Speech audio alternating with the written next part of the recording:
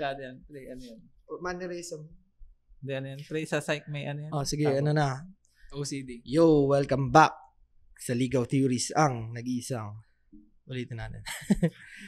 Welcome back sa Ligaw Theories. Ganun dapat. Welcome back sa Ligaw Theories, ang nag-iisang podcast kung saan tuturuan namin kayong dumiskarte sa mga babae.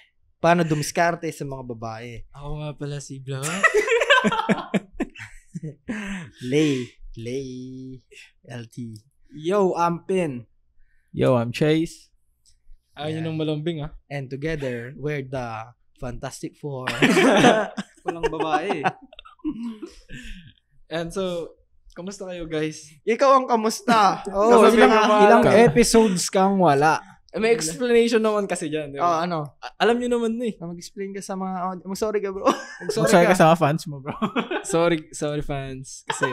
Uy, fans, wala siyang fans. Mga theories, bro. Niloko ka lang niya eh. Feel na feel mo naman. Ba't yung mag-ginigisa si Bluff? Kanina pa kayo. Hindi kasi ang daming absent eh. Daming absent eh. Tatlong episode na yata. Kahit ako naman guilty. Pero may explanation naman dyan, guys. Yung book namin is ako nagpo-polish. Tongina mo. Pero give credit where credit is due, bro. Siya lang gumagalaw ngayon. Ako nagpo-polish ng book namin, which is matagal lang tapos. Madaming holdbacks. Kaya siguro 1 week pa. 1 week pa, no? Guys, Tapos, 1 week pa, guys. Ang ano ko doon, papalishin ko na lang yung mga, tapos dadagdagan natin ng mga Dagdag bawas pa ulit. dagdag bawas. pa. Papalishin mo yung pinalish ni Bluff. Hindi, parang siya yung... Para double polish, pre. Siya yung, ganun. Parang siya yung nagsusulat kasi nung, parang, nag-e-edit ba? Yan, so, Nagko-compile. speaking of compile, may mga na-compile tayong mga tanong, bro. Ang first topic natin tonight is paano mo malalaman ang attraction level ng babae sa'yo? Kung gaano siya, kanya kagusto. Gaano kaya kagusto? Siyempre kung ayaw pa niya ako, hindi siya magpapakiss. Pag gusto niya na ako, pwede ko na siya i-kiss. Pag gusto niya na ako, siya na yung mag-kiss. Kasi pag, gusto niya mag-fuck, ganun. Ibig sabihin, gusto ka na yan. gusto na niya. Masyado namang yan, parang nandun na kayo sa nilagpasan nyo yung una tsaka kalagitnaan. Oo nga, may kasi kami sarcastic. Hindi mo ba gets, bro? Nag-gets ka, pre. Hindi, ginigisa ka lang namin, Gusto bro. ko. Bumabawi lang kami ba? Siyempre, Okay. limpon ko to eh. Tagal ako hindi nakasama sa shoot eh. Ito, sa akin, ang hindi sarcastic. Sa akin kasi, mini-measure ko yung level ng attraction niya sa akin kapag yung, alam mo yung, pag may sinabi ako na hindi naman masyadong nakakatawa, tatawanan niya. Hindi naman tatawanan, pero parang siya yung amused sa mga pinagsasabi ko. Doon parang mini-measure, ito medyo attractive na to sa akin. O, pag kinonting push ko pa, makukuha ko to. Ganon, yung una kong tinitingnan kapag yung kahit di naman masyado nakakatawa, yung joke ko, tatawanan niya. Yun. Magandang indicator yun, bro. Yung magsasabi ka ng kahit, yung alam mo yung hindi nakakatawa. Kasi ako corny kasi ako, pre. Ano naman ako, minado. Tapos, yung mga naging isip ko, tumatawa pa din sila. Siyempre, sinasabi ko, natatawa ka dun, kahit corny, gustong-gusto mo talaga ako, no? Ginaganon ko sila. Sa akin pag, bro, kasi ito medyo nasagot na natin din before. Kaya parang nag-isip ako ng mga ibang indicators. Ang sagot ko kasi before is pag nagpatawa ka sa group, nakatingin siya sa'yo. Oo. Parang pinatawa ko kayo, tapos ikaw nakatingin ka sa akin. Parang nag-IOI siya sa akin, parang ganun. Pero ang isa rin pala na para makita mo din kung parang mas malalim na yung level of attraction niya sa'yo is pag bro, nag-open up siya sa'yo about something parang traumatic or naging siyang vulnerable. Yun. Iba na yung comfort level, no? Tsaka, Pwede na siya maging vulnerable. Tsaka kasi minsan, madalas, alam nyo yung mga tao, kaya minsan weird din sila. Pag wala na silang matapik, nagpapanik na sila. Kaya nga nagkakaroon din minsan ng chismis eh. Kasi minsan, may mga tao, pag wala na matapik, nagkichismis. Nag-iimbento na. Yung mga cool kid. Pero pag yung babae mo, hindi naman siya cool kid, wala na siyang maisip. Tapos gusto mag-share na nga lang ako ng personal. Ganun eh. Kasi tinatry nilang i-attract ka eh, di ba? At the same time, pinoprovoke ka niya kung anong magiging reaction mo. Kung kaya niya ba mag-handle emotionally. emotionally smart ba tong lalaking to? Ganun. Pag maganda yung Tinetest. pag, Parang mas maganda pag tinetest. Pag may provoke, parang ano yun eh. Negative. pag maganda tinetesting yung niya. babae, madalas siguro ganun, itetest ka pa niya. Kasi pag maganda yung babae, marami siyang test bro na parang psychological ganun. Hindi sila aware dun eh. Pag tinanong mo ano bang ginagawa mo para Wala. makakuha ng lalaki, hindi nila alam. Malakas yung pang-amoy nila sa losers, ganun. Pagka may mantsa ka pa ng pagka-loser dyan, labahan mo na, parang ganun. Kasi Maaamoy nila yan, kahit anong takpan mo dyan, kahit anong tapal mo dyan. Siguro, pwede, makiss mo yan, pero sooner or later, maaamoy niya yan at hindi mo yan mafa-fuck. Kasi kung i-compare mo ang babae sa lalaki, yung mga babae yung merong pinaka-provocative na nature.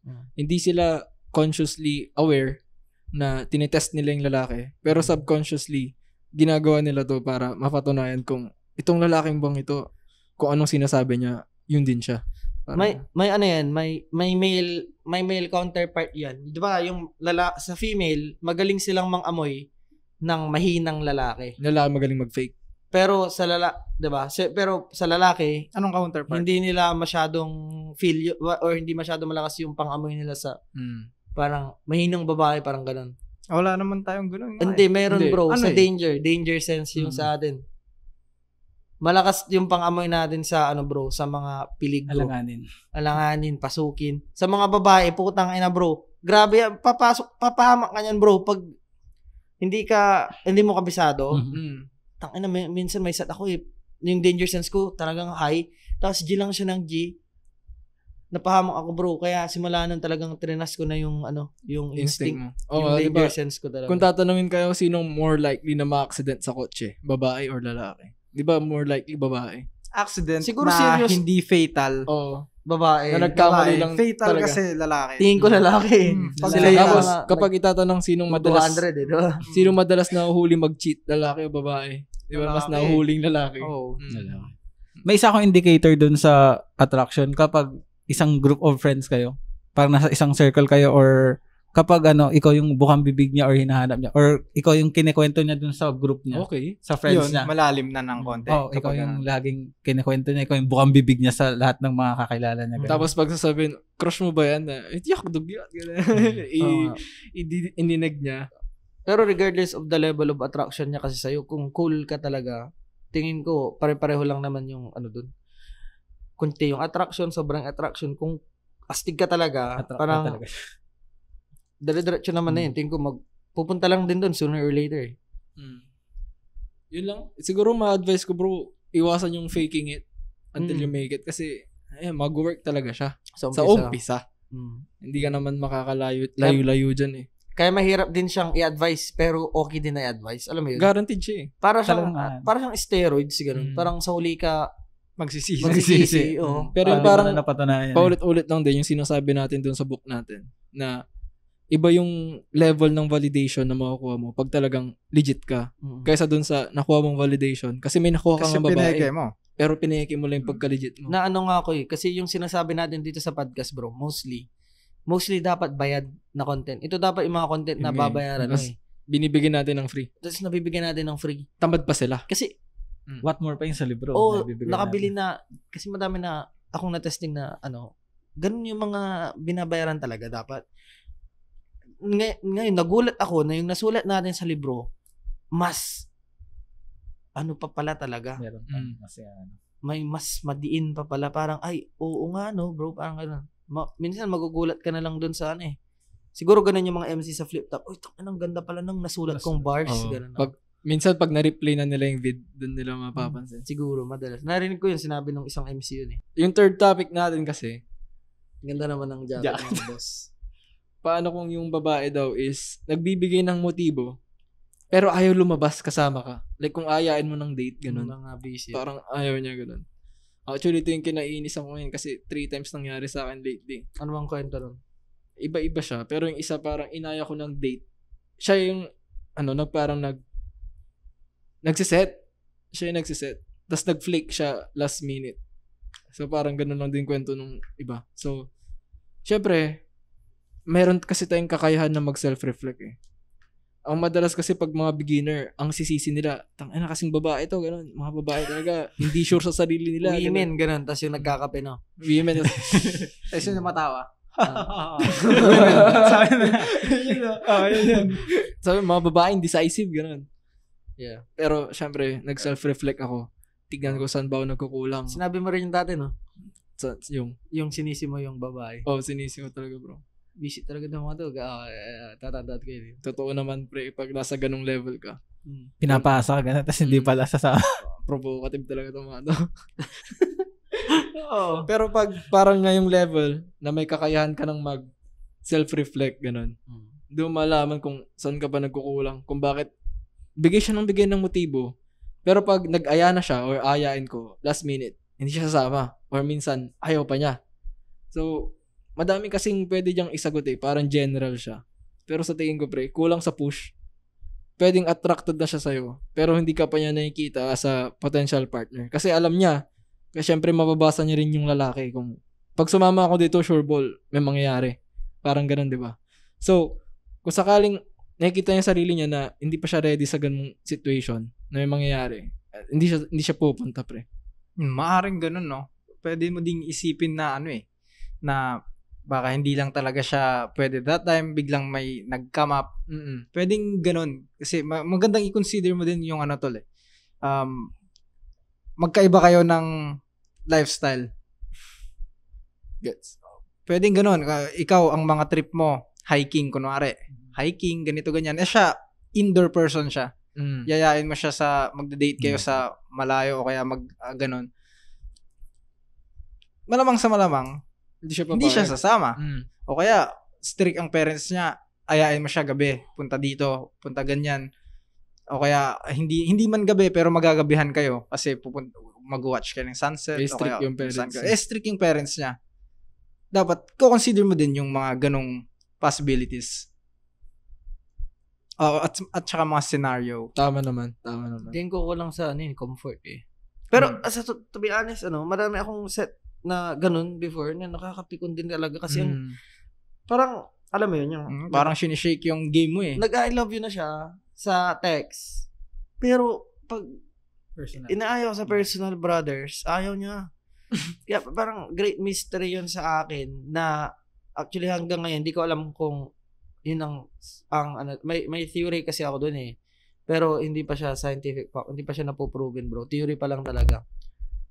Yung bro, yung sinabi niya, lifestyle, tingin ko ganun kasi dati, may kwento ko na lang, dati, meron akong group of friends, parang mga nerds sila, ganun, or mga geeks, mga puro anime, ganun, yung isa parang nagbabaril pa, gumaganon siya. Sa public, ganun. Oo, gumaganon siya, bro, parang, kunyari, imaginary gun, ganun. Ngayon nga, lakas mag Call of Duty. Pero mas malakas ako mag Call of Duty. Pero ganun siya. So dati kasama ako sa circle na yon. Parang belong ako doon bro. I mean parang pinasok lang ako doon pero nakigets ko sila. Nakikipag ganun. Pero kung ngayon nung nakausap ko ulit yung circle mo. Yung circle na yon, parang hindi na ako makarelate parang hindi na ako makatagal. Ganun. Kasi parang iba talaga. Childish tong mga bakit ganito tong mga hindi nagbago. Parang ganun. Bata pa lang tayo. Hanggang ngayon, ganyan pa rin. Parang ganun yung nasa isip ko. So, hindi ako makatagal. Tingin ko, isang rason, brother, na kaya hindi siya pumapayag sa'yo. Kunyari, yung babae is gusto niya yung typical na ligaw-ligaw. Ganun.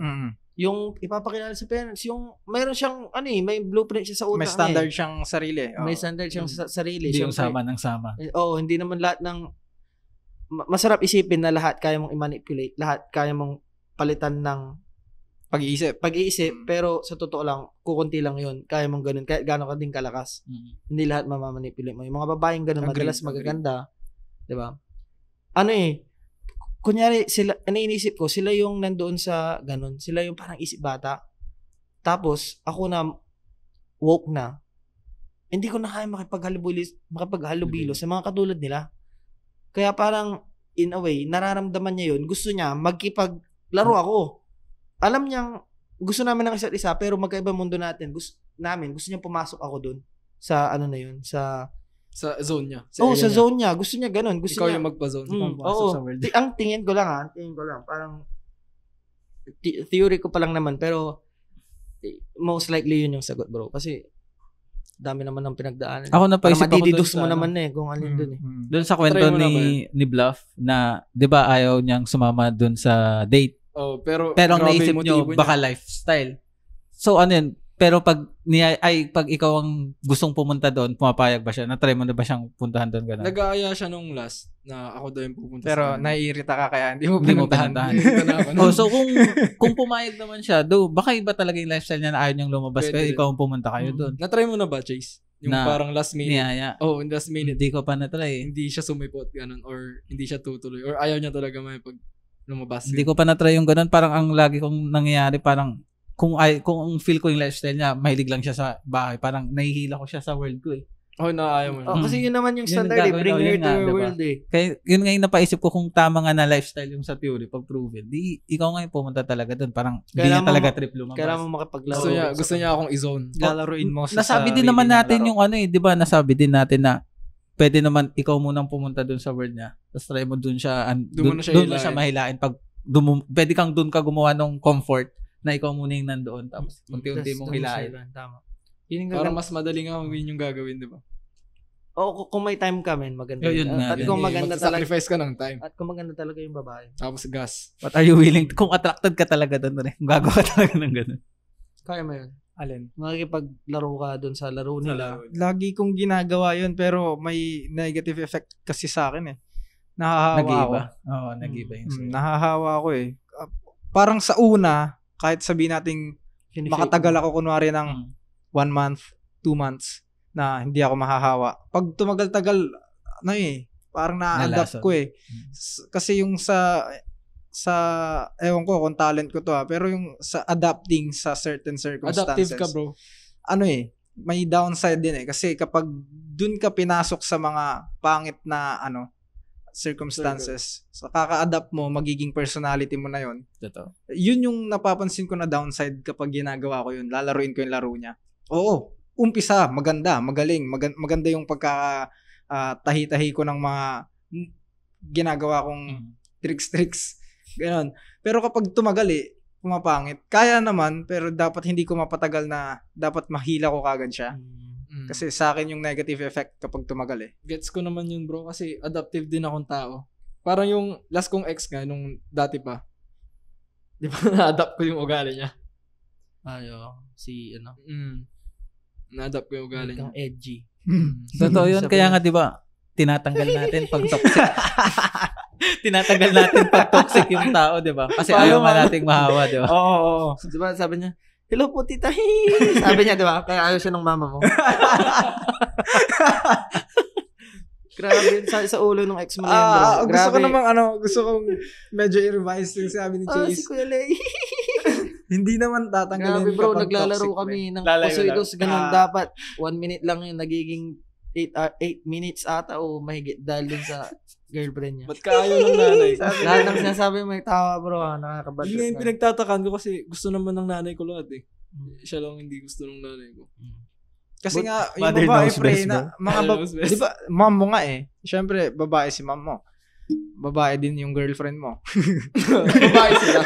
Babae kasi sila, pre. Related So, sila, bro. naaamoy nila yung mga pangit sa isa't Women. isa. Both Women. Bigo, Yung bigo. coffee. Ano yung in-explain mo, brother? Sorry, nakat kita dun sa... Yun, yung sinasabi ni Chase na kapag may toxic daw tatanggalin. Sa personal ko naman sa akin, hindi naman tatanggalin. Parang Pag may toxic. na tao. Doon lang siya sa certain level. Hindi Paano po? hindi na siya makaka-climb ng... Paano napunta dun? Hindi parang about lang dun sa, di ba kapag, kapag pumunta tayo dun sa yung sinasabi Sa ni, world, sa world kinakanek na yun, mahawa ka. Kaya nga, meron tayong ginagawa na kinakat natin yung mga taong ayaw nating mahawa tayo sa kanila. Oo. Kasi ang mindset ko ngayon, kayo din ba? Parang wala akong... Nagbabawas ako ng kaibigan. Oh, yun, kunwari, tamad lahat ng kasama mo, di ba? Oo. Grabe ka naman. Yung energy, Hindi, balis ka hindi ko dyan. ba nasabi sa'yo, bro? Nagbabawas ako Hindi ng... nasabi mo na, parang ngayon mo lang, Dinin. Mas, Ganun. mas Nagbabawas ako in-specify. ng kaibigan. matagal mo nang sinasabi. Totoo yun. In-open na nga din natin dito. Ako nga, walang Parang- kaibigan, sabi ko dito. Parang pag pumunta ka natin kasi sa 20s mo, parang matibay na lang ganun. Kasi sa totoo lang, nasubukan ko na rin naman yung parang maraming kaibigan, ganun. Sa time of gipit, wala kang maasahan sa kanila, brothers. Kaya parang, para saan pa, na nag-invest ako ng oras sa inyo, ganun eh. Ako willing ako mag-sacrifice kayo, hindi. Parang ganun. Kaya tama yung sinasabi ni Chase. Waste Wala of tayong time. friends. Waste of time. Wala tayong friends. Meron naman. Mga brothers, no? Sa bagay, bro. Brother. Inner Madami circle. akong friends. brother. Ito, madami tong friends, oh. Pero iba yung brothers niya. Tropa ko lahat eh. Friendly kasi to. May Friendly na yun bad naman boy. yun, yung maging friendly ka. Pero friendly naman tayo, bro. Oh. friendly naman. Hindi ko Iba naman naman sinabi yung- hindi. Parang sinasabi kasi natin is parang isasama sa circle. Kumbaga mahirap mo lang sigurong kunin yung loob ko kung papasok ka talaga sa circle. Unless parang nag-click talaga. Parang yung Oo. Gagi. instant yung sa amin. Instant eh. Nung First day una, pa lang eh. Tinuruan ako mag-Yossi. Yung topic natin is nagbibigay ng motibo pero ayaw lumabas kasama ka. May idadagdag pa ba kayo? Wala na, brother. wala na bro. Goods na. All goods. Oh, good na ba? Feeling ko naman nasagot natin Kung lahat. may mga ano kayo, baka may iba kayong naiisip, May iba kayong Lalo na yung mga, yun yung na, mga Experience na-experience nila. ninyo. May iba kayong theory ganun. Um, I-share nyo lang. share nyo sa amin. Pwede sa comments, guys. Or sa PM, di ba? Oo. May Facebook tayo, tapos TikTok. IG, Palitan TikTok. ng theories. Mm. Kung dami pa nga tayo, gawa tayo ng group. Dun, magbatuhan tayo ng mga theories natin. Sabay-sabay tayong gumaling mambabae. Yan, so bye-bye. Legal Theories. We out. Bye-bye. Tingnan niyo siya. LT.